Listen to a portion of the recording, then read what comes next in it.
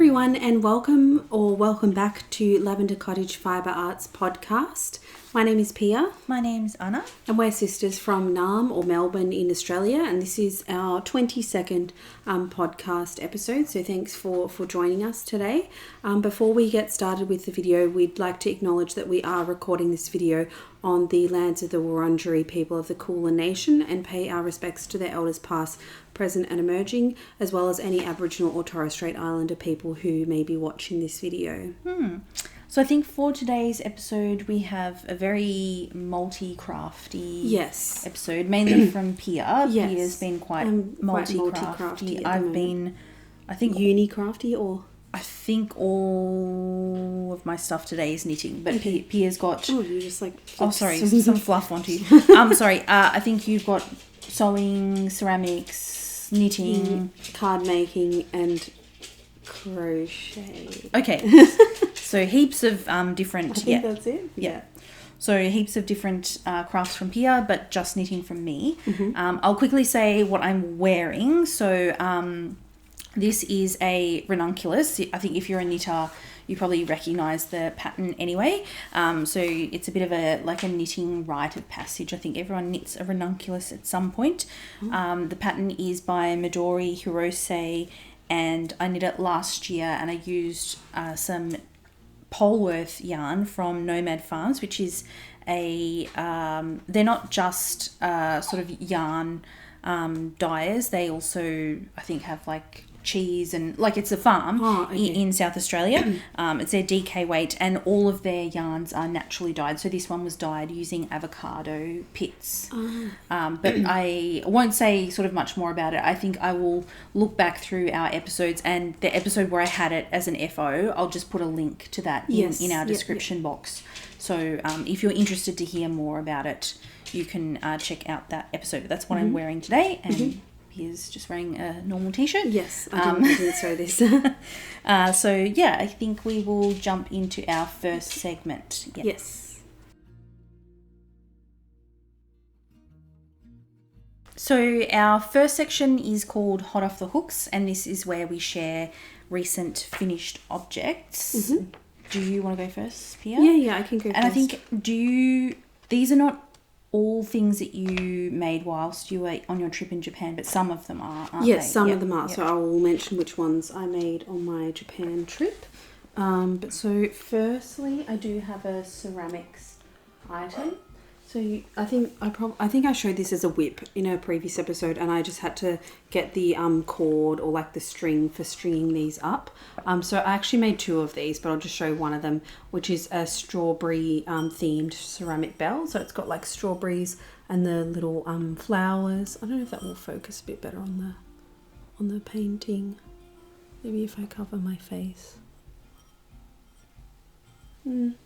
But then it's got like a strawberry bead, which I made the beads as well. So I made two of those. And actually the beads are kind of like... they're like three-dimensional. Three-dimensional, if we hold that up. And maybe we can take a little bit of B-roll footage. Yeah, because it didn't really focus very well. Sorry about that. But yeah, so that's my ceramic FO. I'm kind of at a bit of a... I don't have anything else ceramics on the go at the moment, so I think it'll probably be a little while before my next ceramic FO. Do you find that you do less ceramics in the winter time, or? Yeah, I mean, because I do it's kind of a bit difficult, I guess, because I do my ceramics little sort of mini studios set up in my garage, so it gets very cold in the winter time, but also it's very hot in summer. So I guess autumn and spring. Yeah. I mean, winter I guess is not too bad because you can just wear kind of warm clothes. But yeah, if it's very hot in summer, that it's kind of not very pleasant to be out there. So yeah, I'm not too sure when my next... And I don't have an exact idea of the next thing I would like to make in my head. Maybe some more tiles. But yeah, we'll see. But yeah, that's probably the last ceramic thing that you'll see on the podcast for a little while. My other, my next sort of non-fibre arts thing that I'm just sneaking in here was I did a pet sympathy card. One of my colleagues who, her dog was 16. and had to be unfortunately euthanized. So I made a little just a handmade card. So I used a die plate to cut out. We'll put a picture in here because I don't actually have the card anymore because I've already given it to my colleague. But I used a die plate, which I think was from Hero Arts. Don't quote me on that, to cut out the sort of like background, and kind of the background theme was sort of like clouds and rainbows. Pardon me, sorry. So I thought that kind of went quite well with the sort of theme that, if you've heard the expression before, that a lot of people seem to use for when pets pass away, that they have crossed the rainbow bridge. So it was kind of like, this sort of scene of some clouds with rainbows that I kind of thought it looks kind of heavenly, I guess, a bit with the sort of clouds and the stars and that. And then I used I just used some plain white cardstock for that, and then I used the Copic markers that I bought in Japan, and that was actually the first time I'd used those to colour in like kind of the individual stripes of the rainbow, and then just did a few little stamps. I had some like paw prints, so it was kind of like looked like there was like paw like footprints going along the rainbow bridge. So you put all those like components together separately? Because I kind of thought that maybe it was like a set No. So I think the die plate I just had randomly, sort of like as a standalone thing, like a celestial theme. Yes, yeah. And then I thought that would go, and then I had like a stamp and die set that was sort of like pet themed, and I think like kind of pet sympathy themed. Because it had the word like forever, but forever, like FURR ever. And then either forever loved or I think forever missed, I think was the other alternative. And then it had a few other little like sentiments, kind of. That's nice, because I don't know if I've ever seen a pet sympathy card in a stationery shop. Yeah, it might be something that you would have to go to like a specific like station rather than just a card shop rather than at the supermarket or supermarket. Yeah. But so I thought it was nice to make something for that, because I guess that's an occasion where it is. I feel like probably sympathy occasion is one of the occasions where I'd say that like a handmade card is most meaningful. That I think, for a birthday or something like that, or Christmas, it's nice. But yeah, for a sympathy one, to show that you really care about someone, that you've gone to the trouble to actually make something by hand for them. Nice. So yeah, I guess maybe sympathy and like get well soon would be like another occasion like that, where I think a handmade card is especially meaningful. But we'll just have a picture of that. And then I have started doing a bit of sewing. So I bought a sewing machine like secondhand on Facebook Marketplace earlier this year, and I have actually enrolled. I've been to one of the classes already in like a beginner sewing class at like a local neighbourhood house.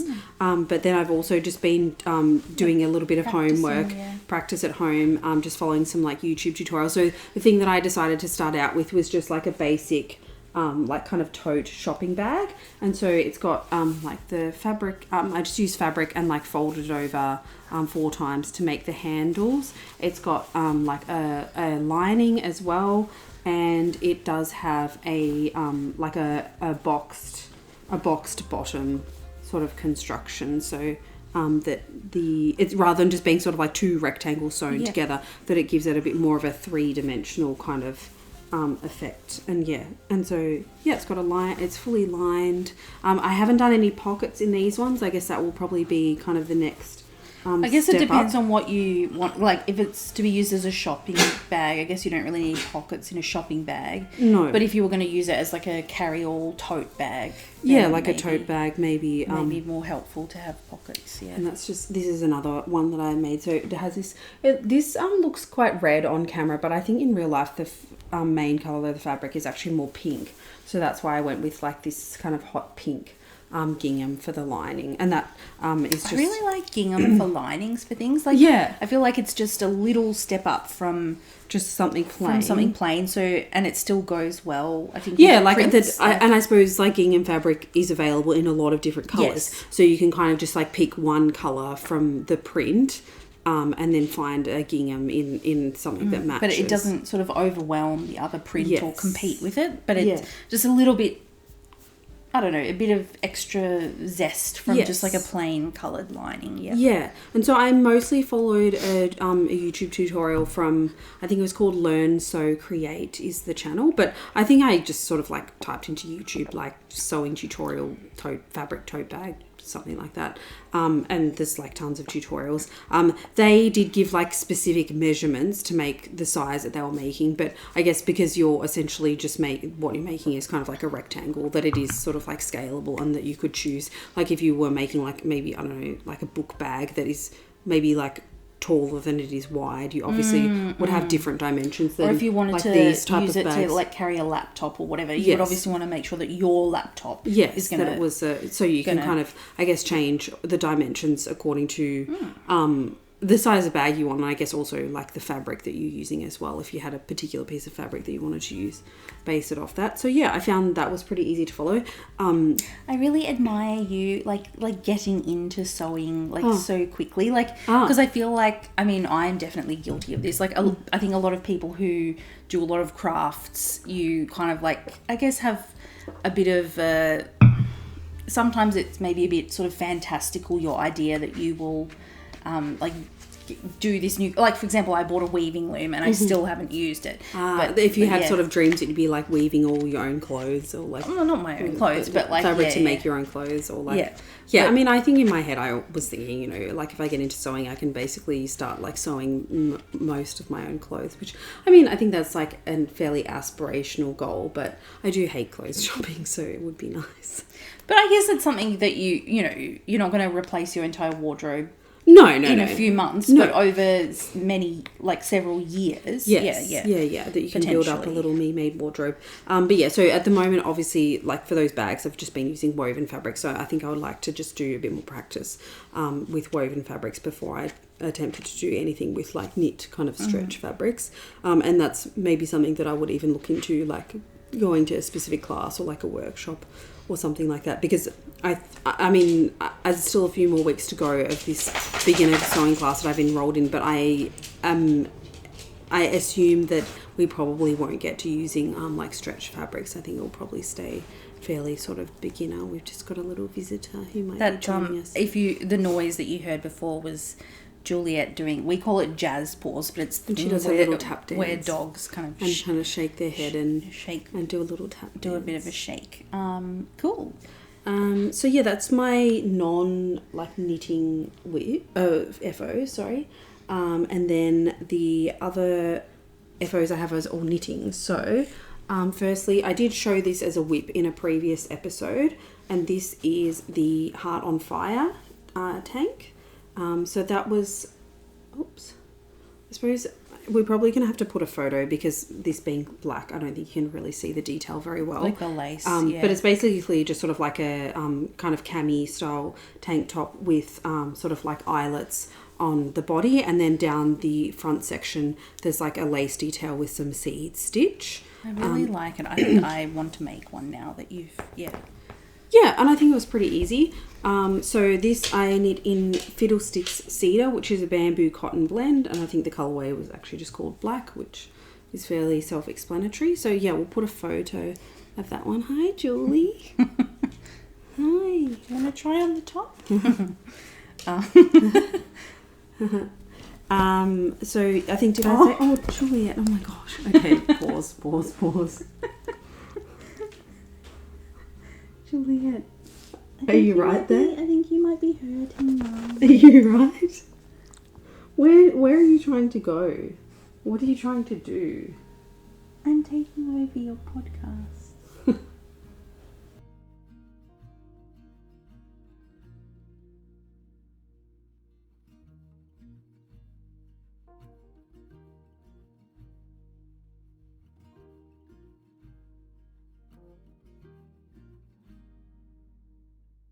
Alright, so the next FO I have is the Maybe Lily tank, and this is from, I think her name on Ravelry is Camille K, so she's a French pattern designer, and the pattern was actually to be knit flat and have like a button band, so it was almost sort of like a vest sort of style like top. a cami vest But because it still had like thin straps to it. Yes. But I kind of altered the pattern like just to sort of like knit in the round.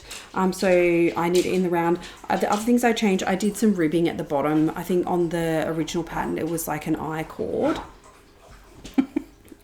sorry, Susie's just eating one of the beds at the moment. Susie, what are you doing? Dogs are just a bit batty today. Yeah, I don't know. They're in a funny mood. So yeah, I knit it in the round with some ribbing at the bottom instead of the I-cord. And I guess like I would say for this, I basically knit it as kind of like a hybrid of the Maybe Lily Tank and then the Heart on Fire. So the one I just showed. Because I had altered it to be in the round, the instruction in the pattern was quite different for doing the sort of like shaping of the like boob triangle bit and the back piece.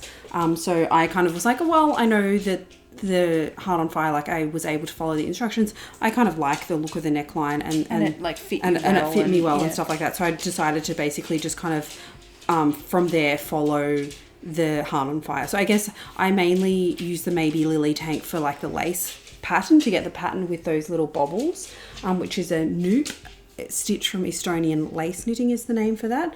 But yeah, so I think I'm happy with this, and I really like the colour. Like I think it's a really nice sort of like colour for like spring and summer. And so this yarn is also Cedar from Fiddlesticks, so the same yarn that I use for the Heart on Fire, a sport weight cotton bamboo blend, and this colourway I think is called Posie. Nice sort of light purple. Yeah, so that's that. And most of this I knit on the trains in Japan. That was one of my sort of Japan projects that I took with me. So I didn't completely finish it in Japan, but I did most of it on the trains in Japan. So my next FO is another knitting one. And so this I did from start to finish in Japan. So just on the trains and, you know, when I had time in the evenings and that sort of thing.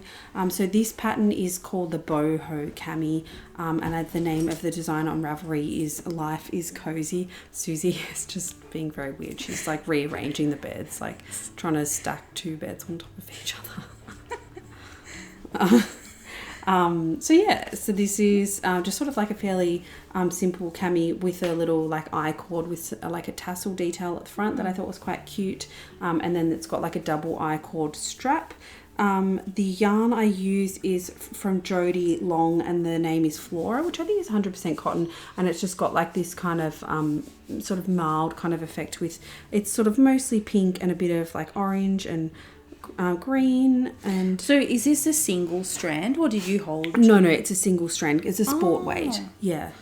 So was this not, I just for some reason I thought, because Pia was sort of the other day, maybe I assume most of our viewers are from Australia, but recently Hobby announced that they're no longer going to be shipping to Australia, and I think they're closing the accounts of all Australian customers, and Pia was looking for an alternative for a yarn that they have called Friends Cotton or something. Yes. I thought that was this. No.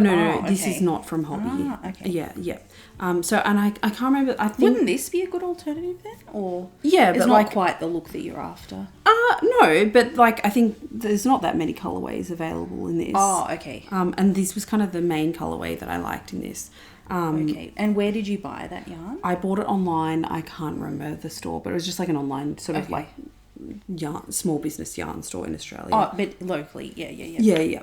So I think really the main thing that I did like sort of altered, I didn't really alter for the pattern, but just did slightly differently is I did start knitting this and then I had to like rip it out and start again, because I found that when I was knitting the ribbing across the back just in the same size needles, which I think was a 3mm needle, I found that the across the back was kind of like gaping quite a bit. So then I actually decided to do the ribbing across the back in a 2.5mm needle. Oh, just to kind of pull it in. Yeah, and then I did the same for the ribbing around the bottom as well. And is that kind of consistent? Where is this, like a bottom up or top down? Top down. Top down. Yeah. Top down. So you start knitting the like the triangle bits for the boob area like flat, obviously, and so you knit the two of those separately, and then you join in the round. Okay. And then you just it use like a provisional cast on, and then you pick up the stitches at the end to knit the so I guess that was like a technique that I hadn't done before, to knit the I-cord for the straps, and then you just pick up some stitches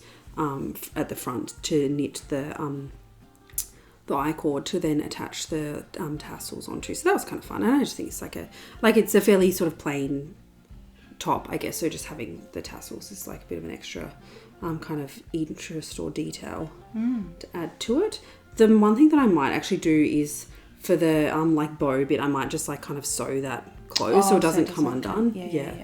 Yeah, because I guess like it's not like the tie is not actually like functional. It's just decorative. Yeah, it's purely decorative. It's not like there's no sort of like drawstring effect to it. So if you kind of like sewed it shut, that it won't sort of affect the ability to wear the top.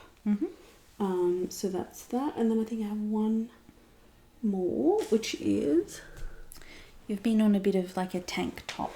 Yeah, I've got like plenty of summer tops for next summer. Don't know which is the front and which is the back. This actually, I mean, this garment is basically entirely symmetrical. So this, again, maybe we'll have to do a photo to get better sort of like the effect detail of the lace. Yeah. But this is the Leafinity top by Melanie Reinert. And the yarn feels very soft. It's just, like a sort of a lace pattern with like a kind of a leaf motif. So the yarn I used for this is the Go Handmade Tencel Bamboo Fine, so fingering weight yarn that I held double to get like a DK. The pattern actually calls for Aran weight yarn, so, and I didn't get gauge, so I think I basically knitted like I think even with the larger size, and the pattern was probably still going to be a bit small, so I think I just added one extra like leaf motif to each kind of like triangle thing, and then I just had to do a bit of like slight rejigging of like how to do the decreases. So I think maybe my like this bit comes up a little bit higher on sort of the shoulders than what it does in the original pattern, so maybe their straps are a bit longer, but I think it looks fine. And I guess it just is like, instead of being sort of like a spaghetti strap for like most of the strap, that it just comes up a little bit higher. But yeah, I really like this yarn. It has a really nice drape, and like it's got a lot of fluff on it at the moment. But it has a nice drape, and I think it's got like a nice sort of like shine to it as well. So I really like that. And this yarn was from Hobby, so I did do like a final order. You already have? Yeah, I did do. Because I think we're recording this episode on the 31st of May. I think today is the last day. For the people from Australia can order from but Hobby. So I did order some more of this yarn. I was a bit like, oh, I'm trying to do this, stash down, but this is my last chance. And what I was very tempted by is their collaboration yarn with Pom Pom. I think it's called Garland. But I would want to make like a jumper out of something like that. So I wouldn't be just buying one ball of it. But I guess in our case, like what I decided is, most of our dad's family still lives in Germany, and our parents usually go there once a year. So if I really wanted some yarn, you could from order something Hobby, I would just order it and have it delivered to one of our aunt's houses, and then they could bring it back to Australia. So I think that will be what I'll do. Either that, or if our parents were not going to be in Germany anytime soon, you could just ask them to send it here and pay for the postage. Pay them for the shipping. So I feel like, and I mean, I think a lot of I feel like I saw a lot of people in sort of like, I think there is a Hobby Facebook group, which I joined to see, to get recommendations for the alternative to that cotton linen one. But a lot of people being like, oh, I'm devastated, like, oh, where am I going to buy a yarn from now or whatever. But I think a lot of the yarns that Hobby did sell, like they were like, I think good quality and like affordable. But if it's, things just like fingering weight cotton, like there are alternatives where you can buy those sorts of things as well. So I think, I have done quite a few orders from them, but I'm not going to, be devastated that you can't order from them anymore. But yes, I think that's all of my FOs. Cool. So I will share mine. So mostly socks and then one garment I have. So I'll start with these socks. So these socks, it is the Me Miserum or Miserum sock by Jess Thompson, who is Knitten on social media. Oops, there's a bit of fluff on this one. I thought I could see something. I was like, is that a leaf or a no?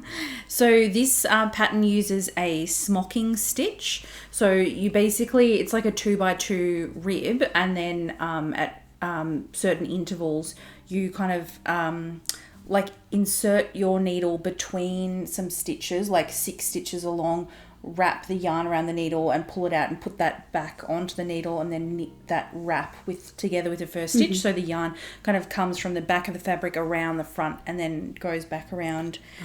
So I think, smocking stitch is a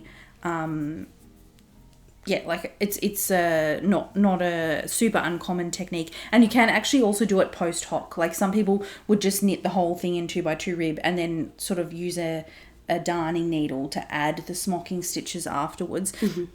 And I think the thing about smocking stitches, I was watching a podcast about this actually from the Fruity Knitting podcast, is that it doesn't alter the gauge of the fabric.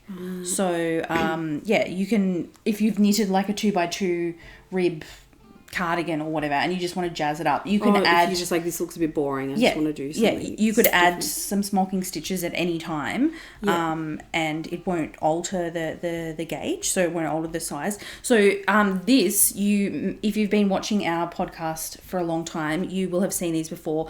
I had sort of like ultimate second sock syndrome with these. So I knit the first sock as a test knit in April of last year, and then I knit the second sock probably between January and April of this year. So it basically took me a year to knit these socks. I really don't know why, because I like them. So I don't, and it wasn't like unpleasant to do the smocking stitch. Like it's not as mindless as vanilla knitting, but it wasn't like super difficult that you were like kind of avoiding, or like hard on my hands or anything. I really don't know why I took so long to knit the second sock, but I'm very glad that I have now, because I obviously have a finished pair of socks. So I knit the third size of these, which is actually a 72 stitch cast on, which is a bigger sock, like a bigger cast on than what I usually would do. But because Jess recommended a denser gauge, I actually sized down. So it's a 72 stitch sock, but I did knit it on a 1.75 millimeter needle, which is one size smaller than normal. So normally if a sock recommends a 2.25 millimeter needle, I use a 2 millimeter needle because I'm quite a loose knitter. So I sized down even further. So that's why with the 72 stitch sock, it's still, it fits me quite well. So that is the Me Miserum or Miserum socks, which means "Oh wretched me" in Latin. They don't look wretched. No. Maybe I'm wretched for, I don't know. For choosing it. For taking a year to knit the second sock. Okay, I knit the first sock in like 3 weeks and then took like 12 months to knit the second sock. Oh, gosh. All right. And so now I will switch gears to a bunch of socks that I knit in a few days. Oh, because they're very small. Yes. So and this is another test knit actually. I tested the mini Melbourne socks for Kath Martin. So her Melbourne sock pattern is kind of her standard fingering weight sock pattern for like adult size socks. And so she decided to release a children's version of that, and so the sizes that it comes in is newborn, baby, toddler and small child. I can't exactly remember like what she recommends, like what kind of ages those correspond to, but she did recommend to me, I said I'd like to knit them for a 6-month-old baby, and so she recommended that I choose the baby size. So I'll just show you, and I've knit them all for a friend's baby, so they'll have a beautiful wardrobe of socks for winter. So that first one the yarn was from Hugh Loco, and the colourway is called 4 Ice Cream Cones. This one, the yarn is from Manos del Uruguay, and the colourway is called Mojito. Baby's first Mojito. It's very safe because it's just a pair of socks. This is another one from Hugh Loco. The colourway is called About Damn Time. And actually, I think this is a really good example. Like on the smaller stitch count, you really do get like a nice kind of like micro striping effect. And this one is from Rainbows and Sprinkles, and the colourway is called Hot Fudge Sundae. So it's kind of like sort of cream and this sort of chocolatey brown with little bits of caramel speckles. I just realised actually I forgot to say the yarn for this is from Heather Maid. It's her luxury sock base, and the colourway is called Grasshopper. So that's those ones. But yeah, so these for this particular size, I think I used about 16 grams of yarn per pair. So I guess if you had a mini that you were looking for something to do with, or for me personally, if I knit like a pair of socks for myself, I usually end up with about 25 to 30 grams left over. Oh, so these are all just leftovers. Yeah, these are all yarns that I've used to make socks either for myself or for other adults. And I had enough leftovers from all of them to make. That's a good use of way to use up small. Yeah, a pair of baby socks. Or I guess if you wanted to make like a set for a baby, like you could definitely, I think, get a baby beanie, a pair of socks, and maybe even a pair of mittens out of sort of 100 gram skein. But yeah, so for all of these, this is baby size, which I think Kath said is kind of for about 6 to 12 months old. I used about 16 grams per pair. And my last FO is a jumper or sweater, which I haven't blocked it yet, so that's why I am not wearing it for the podcast. So it's my Broom Sweater by Andrea Mowry. I'm just putting my arm into the sleeve. I just want to see what it feels like. It's very soft, isn't it? Yeah. So this sweater was designed to be knit using a DK weight Suri silk yarn. So the one that I think she designed it with a base from a dyer called Farmer's Daughter Fibers that's US based. And the base is called Odang DK, but I used Woolen Works DK Suri, which I think is the base, like the composition of that base is identical. Like I don't know if it's from the same supplier, but it's I think 90% Suri alpaca and 10% silk. So the yarn has sort of like a silk. I'll see if I can find one of the ends. It has like a silk core. I don't know if you can see that. And then sort of the fluff is sort of like, I guess, spun around that silk core. And this colorway was from Chloe's Barbie collection. I think from a distance, maybe you get the effect a little bit better. And the colorway was called Fur Coat. So it's, I guess, supposed to emulate that fur coat that Ken wore when he turned into a bit of a jerk kind of thing. Yeah. When the Kens took over Barbie land. Yes, and they made, what was it called? Kendom Land. So yeah, I guess about this sweater, it is a top-down raglan construction. It has like a double folded collar. And yeah, apart from that, I think it's a fairly, like the design of it is fairly sort of basic. I knit the size 5, and I think Andrea Mowry, I've heard that she's quite a tight knitter because I think she used a 4.5mm needle for the body, and I had to size down to a 3.5. So I had to size down kind of 2 sizes. The other thing that I will say about this as well is, and I think I have also heard a lot of people mention this about her patterns, to me, the arms seem quite narrow relative to the sizing of the body. So I don't know if in future, if I was to knit this again or another one of her sweater patterns, I might consider actually knitting the arm size for like a size up. Yeah. So sort of cast on some more stitches under the underarm to get a sort of slightly, or like reduce the decrease rate or but somehow modify. So what I have actually done is just knit the arm a little bit longer. So it kind of comes down to sort of maybe like the end of my palm, so that when I do block it, I'll just kind of block the arms a little bit wider, because then they'll shrink in length. So that's how I'm going to deal with it. Like it's not enough that I would consider sort rip of out the sleeves ripping and out the redo them. sleeves. No, and I think this yarn is quite difficult to frog because it's so fluffy. So I don't think I would consider that. But yeah, I'm really happy with it. I've tried it on, and yeah, apart from the arms being a bit narrow, it's really lovely to wear. Like it's super soft. I guess what I am interested to see is how like durable it is, the fabric. I guess I'll have to see if it's a sort of a garment that I can kind of wear to work and stuff when I'm, walking with a backpack and things like that.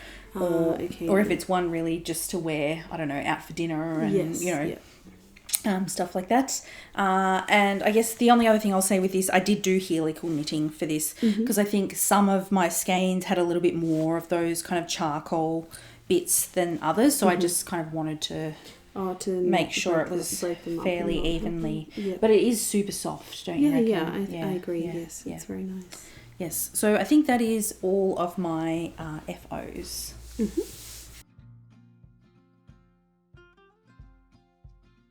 All right, so now we're back for Whip It Good. Sorry, we just had a little intermission because I was getting a bit cold, so I just put a jumper on. And we made some hot chocolate. Yes. Because it's getting a bit cool. So Whip It Good is our segment where we talk about WIPs, which is an acronym for work in progress. So any projects that we are currently working on. I just have 2 things to show. Yes, I have 3. They're all knitting. I do have a few more WIPs, but I just have a couple that I haven't really made. One of them I should have grabbed before. Made any sort of significant progress, so I think I'll mention them in a future episode. Sure. So the 2 things I have at the moment are both knitting. So the first one is, I'll just be careful that I don't accidentally because I put this, I don't have any of that tried on tubing, so actually oh, sorry, I should have brought some for you. Yeah, that's all right. Put it onto a second set of circulars to try it on. So this is going to be just a sort of summer t-shirt. So I'll just hold it up there. So the pattern is, I think it's called just Perfect Knit T-shirt by Caitlin Barteld, I think. You can have a look. Yeah, I mean, that is the name. I just don't know if I pronounced that name right, so apologies if I didn't, but we can put a link to the pattern in the description. So yeah, it's just a DK weight T-shirt, sort of fairly simple T-shirt with just a top down raglan construction, and then I think you do an I-cord edge for you pick up for neckline. To do I-cord for the neckline, and I think also the bottom of the sleeves and the hem, I guess, just for sort of consistency. So the yarn I'm using is I'm actually holding double 2 strands of this, which is the Friends. Oh, this is the one Friends cotton. Yeah, Friends cotton linen from Hobby. So I've got one that's sort of the purple, which you can see it's kind of a mild sort of effect that it's kind of a pastel and then a more saturated version applied together of a purple one and then a pink one as well. I can't remember if the colorways had numbers or just names, but it's kind of irrelevant because this, aside from Hobby being discontinued from Australia, they have actually discontinued this particular yarn from their website anyway, so I think it's no longer available, but it's just a fingering weight cotton linen viscose blend. Yeah, I've looked on Yarn Sub and I couldn't really find. I was going to say, have you looked on Ravelry to see if anyone has some for sale? I mean, I'm not that desperate, I think. Oh, okay. Yeah. I don't think there was. You seemed desperate because you posted about it in 2 Facebook groups. No, I'm just kidding. I'm kidding. I mean, I kind of was just this yarn surely is not that unique. It doesn't seem... Yeah, but I guess sometimes it's if you have something very specific in your mind, you will just never find it. Yeah, but I just liked how it gives this sort of almost sort of mild pattern between the pink and the purple, and I just thought that would also look quite nice with say pink, and I think pink and orange is a good kind of color combination. For summer, I thought that would look nice. But anyways, so I am kind of at a bit of a standstill with this one just because I need to do some maths because my stitch count is off, so I just need to try and figure out what I've done that I maybe have missed some increases. Because did you say you have not enough stitches? Yes.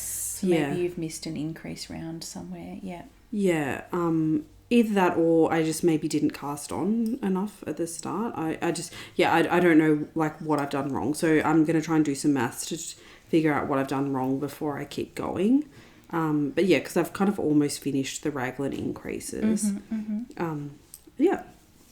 So that's that. So hopefully I can figure out how to fix my mistake and then keep working on that. And that will be, I mean, aside from me stuffing it up, it otherwise seems to be working up quite quickly, so I'm sure that I would be able to hopefully finish it before, because it will be a summer garment, obviously being a short sleeved. But I mean, cotton. You also do wear t-shirts in winter, yes, that's true. The jacket over the top or whatever.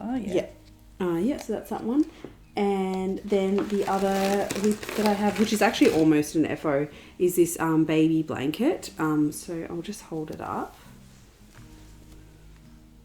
So it's just kind of a chevron. I think I'm showing the wrong side of it, where you can see the where the colour changes are. So it's just like a chevron pattern. And I think the pattern is called Easy Knit Baby Blanket from the Sweater Collective. You've knit this pattern once before, haven't you? Yes, yeah. But in a different... Yeah, I knit that in a fingering weight cotton before. But so this is an Aran, I think, weight acrylic, which is the Sheepy's Chunky Monkey. So just to make sort of like a machine washable blanket in some sort of bright fun colours. And so I've actually like finished doing the knitting part, but what I still have left to go is because I had quite a bit of yarn left over. So I thought because it has the kind of like points where the bottom or the top, I guess whichever way you're looking at it, of the chevrons are, that it would be fun to add like some little tassels. So I've done all the tassels on one side, but I just have to finish the tassels on the other side. And I was thinking, I did sort of like a test of it here, that for the tassels that it would be maybe, like it just looks kind of fun and sort of fuzzy, I guess, to unply the yarn, which I kind of figured maybe it would be good to do that from the start because like from washing and stuff like that, it will happen eventually anyway.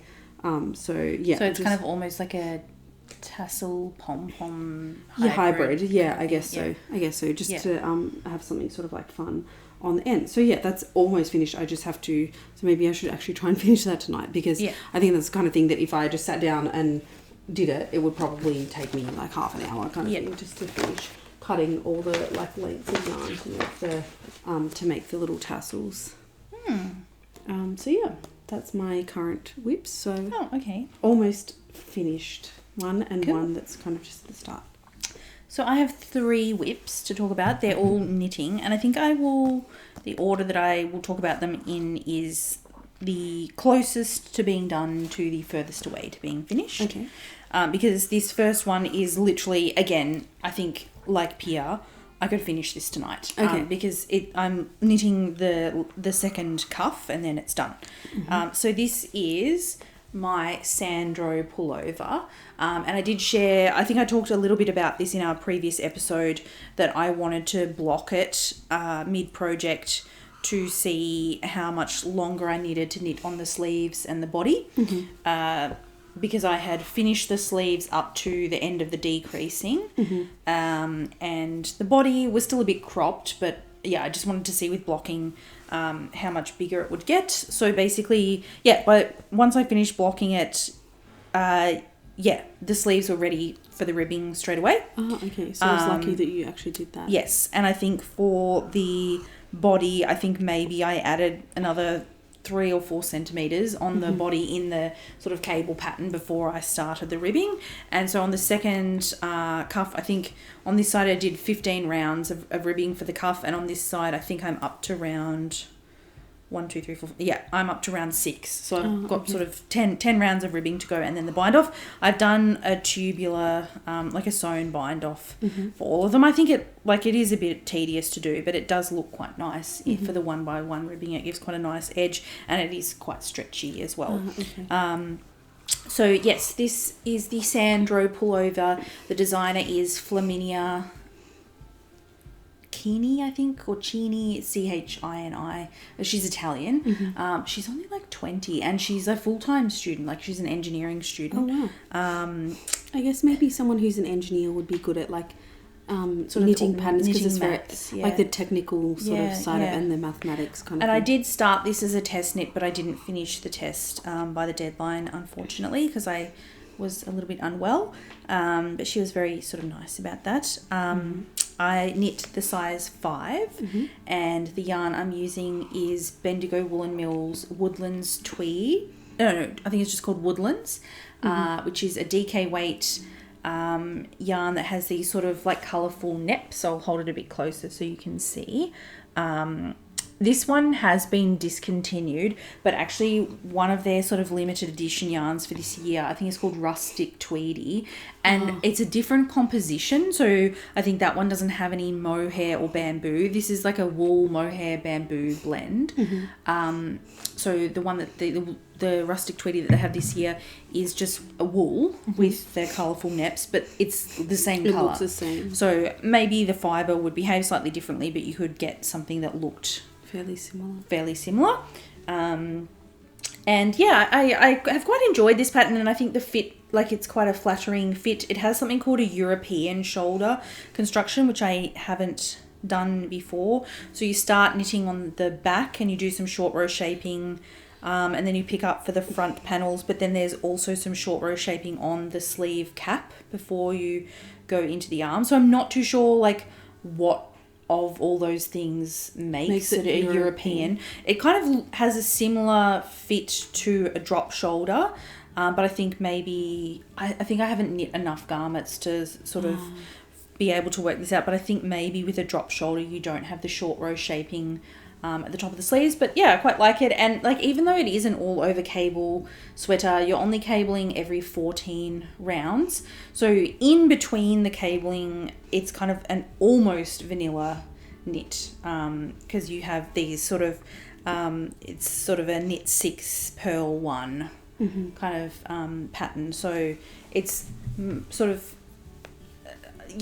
mostly vanilla, even though it really doesn't look vanilla, I guess, because of the cabling. So yeah, I will finish that tonight, and yeah, I'll be ready to wear. I will block it again before I wear it, just to, I don't know, just to block the final bit of yeah, it. Yeah, because I think you can probably, like, it's probably maybe the type of thing that only I would notice, but you obviously can see a small difference between the fabric that has been blocked and the fabric that hasn't been blocked. But yeah, I'm very happy with how this has turned out. Potentially I would consider knitting the pattern again in the future. Not right now though, but I'm very happy with how it turned out. And yeah, because the test finished I think in March, this pattern is now already available. So yeah, if you are interested in this pattern, it's available to purchase, and it's her first sort of design. Oh, yeah, cool. Yeah. So that is that one. So that's probably got a few hours of work on it to finish. My next whip probably has a few days until it will be finished, and it is a pair of socks. It's very unlike me, actually. I only have one pair of socks on the needles at the moment, but it's not a vanilla sock. I really like the lining of that project bag, by the way. Like I will show you this project bag, actually. It's from Danny, who is a knitter's suitcase. I bought it from her Etsy shop. She's based in Perth. So this sock is called the Beekeeper Sock. The designer's name is Jen Emerson, and I am knitting it in some yarn from Manos del Uruguay that I bought at Morris & Sons, and the colourway is called Paradise. And I'll just kind of put it on my hand so I can show you. So it has this sort of all over cable texture on the front that I guess it's like a sort of honeycomb effect, I guess, hence why it's called the Beekeeper Sock. And that continues up the leg, but on the back of the leg you do just some ribbing. And I guess sort of interesting about this pattern, it's my first ever toe up sock pattern. So I have struggled a bit. This is another one that has been a whip for a very long time. I actually cast on my first attempt at this pattern in 2013. And I just really... 2013? Oh, no, sorry. Like 12 years ago. Sorry, no. I was just thinking, were you into knitting back then? I didn't sorry. realise. 2023. Okay, sorry. Yes, so, and I just really struggled with where to start the increasing for the heel. Because I think initially I was kind of measuring the length for the heel placement on the front of the sock, but obviously the gauge of that is much tighter than the stockinette. So, then when I sort of knit enough around and a bit on the leg that I could try it on, it was way too big. So I think I realised I should have been measuring the length kind of in the stockinette fabric to get my heel placement. So yeah, I kind of struggled with that, and I think I had to rip out the heel and redo it a couple of times, and then I just kind of got sick of it, so I just left it. So I had sort of maybe the foot and some of the heel, but I hadn't finished the heel. And it had just been sitting in a project bag for like over a year. So I actually just decided to frog that and relax the yarn and completely start from scratch. And for some reason this time around, the heel placement worked. But what I have struggled with as well is the cuff. So I think that is the difficulty with toe up socks is getting a bind off for the cuff that is stretchy enough that you can get it over your foot heel comfortably, but it doesn't kind of look sloppy and flare out. And so because also of the cable texture has that tighter gauge, my size of sock has 80 stitches for the stitch count. So I just thought, like, once you get to the cuff and it's all sort of 2x2 rib, for me, I think 80 stitches, that's just going to be way too many. And I can't envisage that not, like, staying up on my leg. Okay. So I was thinking, you know, should I do a round of rapid decreases, but then that would interrupt, because I kind of wanted that 2x2 ribbing on the back to be able to be continuous with the 2x2 ribbing on the cuff. I didn't want to sort of have that kind of be offset. So what I decided to do was to go down a needle size and knit the cuff on a 1.75 millimeter needle. But the bind off is really tight. Like, the cuff is not too tight, but I just feel like the bind off is kind of digging into my leg that I don't think it's not comfortable. It won't be nice to wear them. So I did put in a lifeline before I started the cuff, and I've actually, the second sock, I'm sort of part way through the heel at the moment. So I think with this second sock, I will either just knit the cuff on the same needle size as I knit the rest of the sock on and see if that helps, or I might try a different bind off instead. Because I asked 2 knitting friends of mine who do knit toe up socks, and one of them, Tess, she said she does a sewn bind off for toe up socks, but Roz said she does the one where you sort of knit 2 stitches and then knit those 2 stitches together through the back loop, knit another stitch, then knit those 2 together through the back loop. So I might try, I'm not too sure if I want to try the different bind off or the different needle size, but I think I will, once I get to the cuff, I will just decide which one of those I want to do, and then probably just pull out the cuff from this and redo it. I think that's what I will do. So yeah, this is the Beekeeper Socks, and the pattern is by Jen Emerson. I think, honestly, in future, if I did like a pattern that was for a toe up sock, I think if it was possible, and sometimes it's not, like if it's a lace pattern that has a particular direction, sometimes you can't. But this cabling I could have, like, because it's kind of symmetrical along that vertical plane. Yes, yeah. I could have just like converted this pattern to a cuff down sock. So I think for me, I don't know, like maybe once I figure out what bind off works best for me, I won't have any more problems with toe up socks. But I think at the moment my thinking is that my preference is still for cuff down socks. So that is my second whip. And then my last whip is my garment, or my sort of sweater that I'm knitting on for the Bendigo project. So I am knitting the long Paddic sweater by Vera Marku, who I think her sort of designer handle is Vera Loves Knitting. So this is what I've got so far. I have knit the ribbing and a significant portion of the body, and I am using Bendigo Woolen Mills Mosaic in the colourway I've written down because I can never remember. I always think, is it dark forest, dark pine, or pine forest? It is dark pine. And so the reason that I've got it on try it on tubing is I am a little bit concerned about my yarn choice. So she did recommend, and I kind of just went kind of off script, I guess. She did recommend that people use a very drapey yarn that doesn't have a lot of bounce. So something like alpaca or a blend with cotton, but not a sort of pure wool fibre. The reason being, you want, when it's been washed, that this horizontal stripe texture kind of wants to cinch in. So then to have it kind of block out to the same gauge as the vertical stripe, you don't want to use a yarn that has a lot of memory to it, because she said the wool will kind of just bounce back kind of thing. So I was a bit worried about that. So I thought, before I go any further, let's just block what I've done so far and see how it turns out. And I think to me this looks actually not too bad. So I think from this blocking, I have decided that I will keep knitting on it.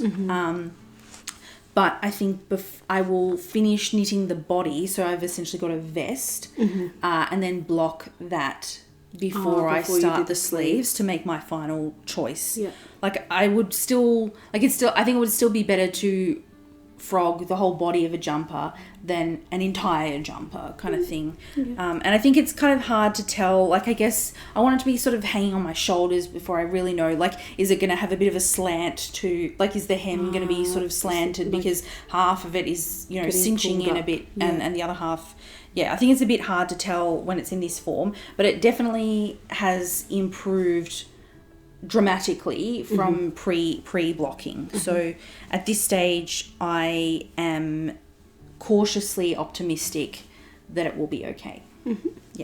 So that is my long Paddic by Vera Marku. So I think those are all of my whips, so all knitting for me today. So I think that's it for whips. Yes. Yep. So we will move on to the final segment of our podcast.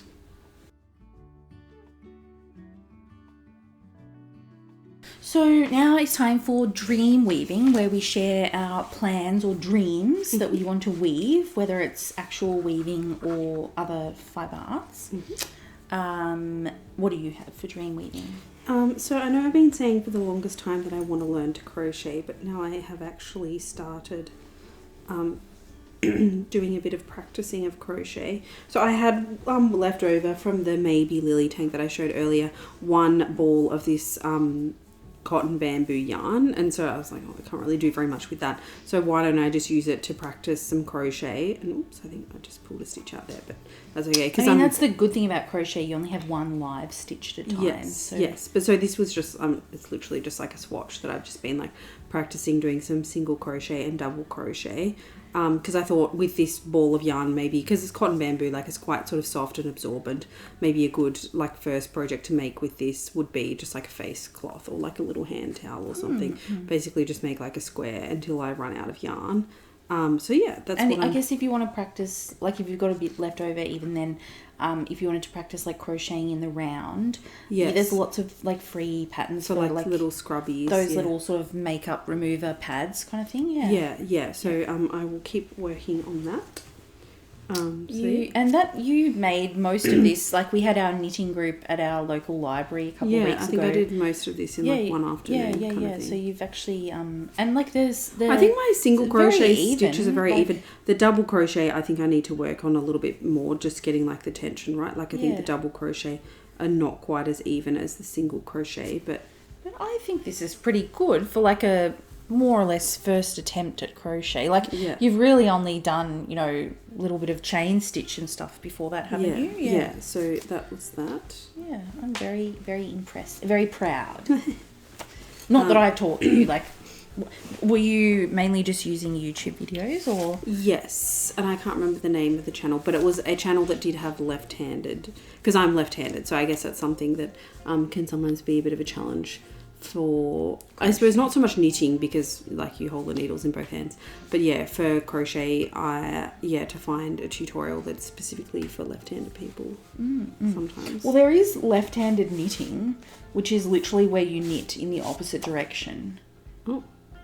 But I think it's pretty uncommon because then you have to completely reverse the pattern in terms of like which side the increases and decreases are on. And But so would that work if you were doing stockinette but doing it flat, that you would like knit? Some people do knit in one direction, like do like regular knitting, and then you do left-handed knitting the other way instead of purling. Yeah, I think you can do that. Maybe I don't really like purling. Maybe I should. Because I think I found that I was watching a podcast and I think this lady, she kind of taught herself to knit from YouTube videos. And I think she didn't really know that what she was doing was, because she's left-handed. And she just kind of Googled like left-handed knitting tutorial. No. She just Googled, knitting tutorial or whatever. And she just mirrored like what they were doing. Because she assumed that it would be the opposite kind of thing. Yeah. Either she was watching YouTube, or maybe it was someone was teaching her in person, and because they were sitting opposite her, like in her mind she was doing what they were doing, but she was actually doing like the mirror image of what they were doing. Yeah, I can't remember, but I can't remember who it was now, but she was basically saying it wasn't until I started knitting, you know, more complex like garments and things that, you know, once I got past doing just, you know, scarves and garter stitch kind of thing, that I realised that I actually knit completely different to most other knitters. Okay. Yeah. Wow, that would be interesting. But anyways. Sorry, little tangent. Yeah. And then the other thing I have for dream weaving, like obviously, like I've just started doing some like it's fairly easy sewing projects, so to continue on with doing more like sewing practice. So one thing that I would like to make that I got this sort of cute dog fabric for, which we'll just hold up here. It's got a few different like types of dogs on there, and this is, I don't know if I said before actually the type of cotton that I use for the bags, but so I think this is called cotton duck, which is sort of like a more slightly heavier weight cotton. And what I would like to do with this is make a bag, but maybe just sort of a bit level up from the tote bags I've already done that are very sort of like beginner basic ones. So I think I would like to add some interfacing to the lining just to give it a bit more structure, and also try adding some pockets as well. And I would like to sew this as a gift for a friend of ours, a very close friend of ours who happens to be a vet. So I think something with dogs would obviously be sort of quite up her alley, and that would just be a little thank you gift for her, because she has been quite supportive of me at the moment, and also Susie, one of my dogs. So not Julie, who often sticks her head into our podcast, but Susie, my other dog. She is quite elderly, and she's kind of in sort of palliative care at the moment. So our friend Simone has been very helpful and giving lots of advice, and being quite supportive of that, and being very supportive of Susie during this kind of stage of her life. So I thought it would be nice to make her something as like a thank you gift for her support during this time. So yeah, that's all I have for dream weaving.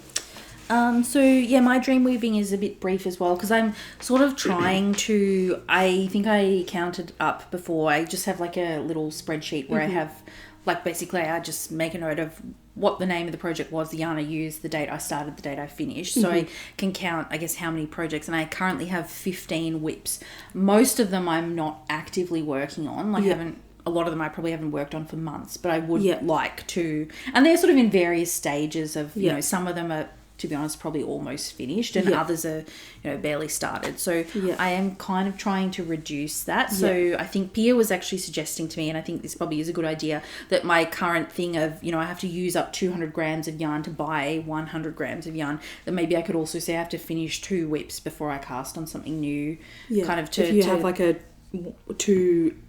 Oh, I suppose it's not 2 out, 1 in, but like 2 finished, 1 new kind of. Yeah, and like my broom was an example of that. Like I had knit probably 85% of it last year, and then because I didn't get it finished in time to wear it for winter last year, I kind of set it aside and during summer, finished. I think the rest of it I knit in like 3 days. So like it's kind of a bit like, oh, why'd you leave that for like 6 months when you finished it in 3 days?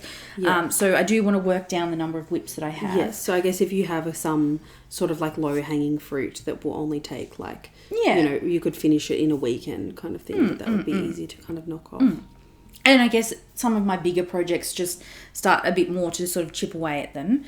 But speaking of the broom, my other dream weaving is I do have one other sweater quantity of that DK Suri yarn from Woolen Works. That one was also from her Barbie collection.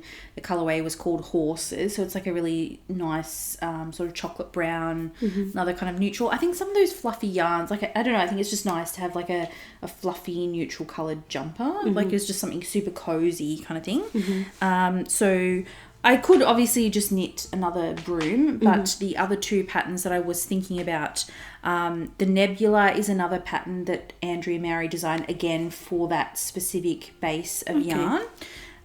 So that one doesn't have the sort of funnel neck, I think is what they call it. Like it's like a rib neckline, but a bit wider, so it kind of stands up a bit. I suppose that's why it's called a funnel neck. It's sort of more like a crew neck. And so would that have like the same gauge as the Yeah, bow? I think it does. Okay. So you know that you would be able to get gauge then? Yes, yeah.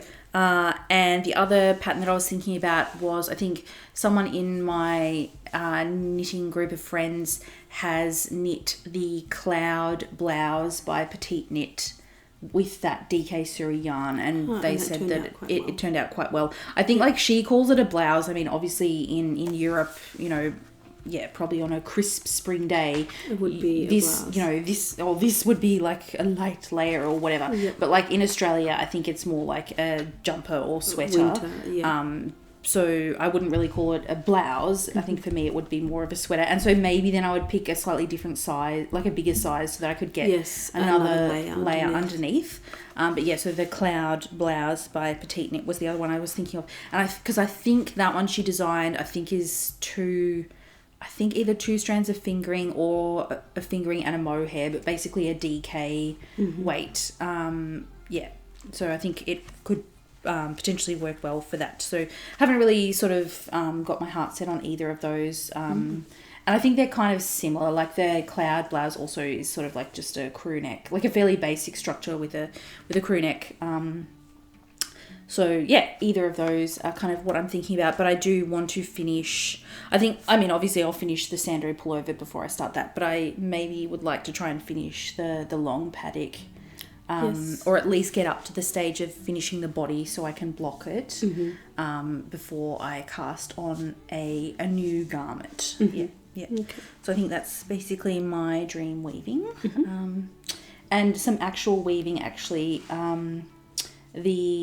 The loom that I bought at the Yarra Valley Wool Show. Are you going to do some weaving? Last year or the year before? Well, last year. So Pia suggested there's a long weekend coming up in Melbourne for, what is it? The King's birthday, which is actually next weekend. Oh, okay. Yes. So, yeah, we thought that maybe a long weekend might be a good time. Because I assumed that, like, sort of learning how to warp the loom and stuff is maybe something that you probably want to set aside like a good chunk of time to kind of suss that out. So, yes, yeah. Maybe that would be something that we could do together. Yeah, do you have any yarn that would be suitable, or?